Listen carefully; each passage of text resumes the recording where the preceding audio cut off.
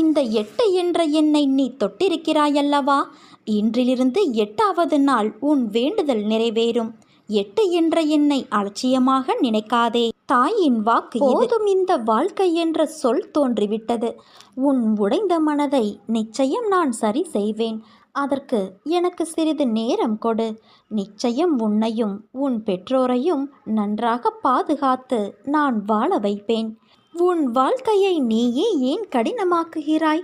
உனக்கு முன்னேற வேண்டும் என்ற எண்ணமும் வேகமும் நிறைய இருக்கிறது.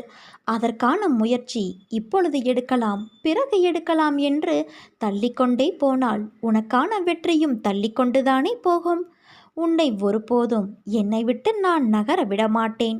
உன் அன்னையின் சத்தியமான ஆணை. உனக்கான வலி வேதனை எல்லாவற்றையும் தூசி போல நான் ஊதி தள்ளுவேன். சமீப காலமாக எதற்கெடுத்தாலும் நீ மனக்குழப்ப